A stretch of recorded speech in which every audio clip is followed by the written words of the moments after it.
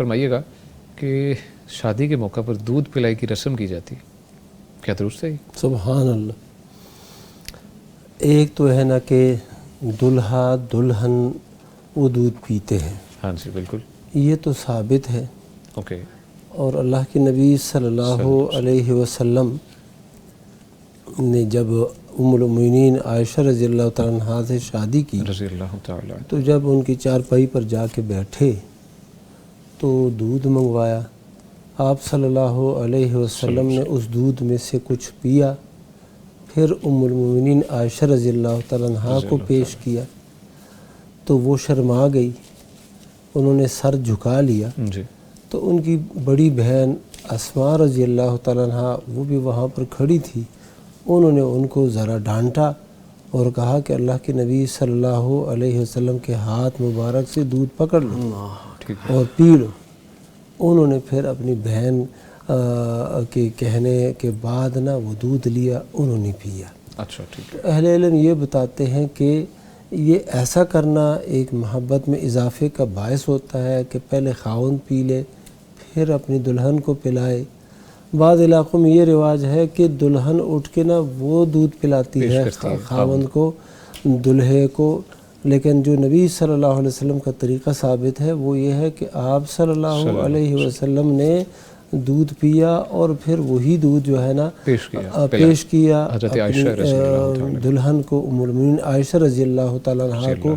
تو طریقہ تو یہ ہے کیونکہ وہ دلہن جو آئی ہوتی ہے وہ تو ابھی نئی ہوتی ہے، اس گھر کے اندر وہ ابھی آشنا نہیں ہوئی ہوتی اور مہمان ہوتی ہے،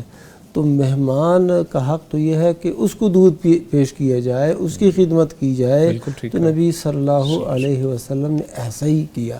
اور پھر آپ دیکھتے ہیں کہ اس محبت والی شادی سبحان اللہ کہ لوگ رشک کرتے تھے، اور ام المؤمنین عائشہ رضی اللہ تعالیٰ عنہا کے ساتھ اللہ کے نبی صلی اللہ علیہ وسلم کی محبت سب سے زیادہ تھی، اور یہ برملا اظہار بھی فرماتے تھے۔ تو ہاں باقی امور میں بالکل انصاف، باری میں، رہنے میں، نفقے میں، لباس میں، رہائش وغیرہ میں برابری ہوتی تھی، لیکن جو قلبی محبت ہے وہ ظاہر ہے ایک سے زیادہ ہو سکتی ہے۔ تو ایک ہی بات، باقی دودھ پلائی کی ایک رسم اور ہے، وہ یہ ہے کہ وہ آج کل ہوتی ہے اور بہت دھوم دھام سے ہوتی ہے۔ تو وہ یہ ہوتا ہے کہ جو دلہن کی بہنیں ہوتی ہیں، اگر بہنیں نہیں ہیں تو پھر اس کی جو خالائیں ہیں وغیرہ یا ان کے قریبی دیگر رشتہ دار، چاچا تایا کی بیٹیاں، وہ پھر دلہے صاحب کو دودھ پلاتی ہیں۔ ہاں جی بالکل۔ اچھا، تو پھر دلہا صاحب کیا کرتا ہے؟ اپنا جیب خالی کرتا ہے، پیسے دیتا ہے، پھر بلکہ جتنے بھی مہمان آئے ہوتے ہیں دیگر لوگ ان کو بھی دودھ پلائی کی یہ رسم ادا کرتے ہیں۔ تو یہ رسم ہے، ہاں ٹھیک ہے، یہ رسم ہے۔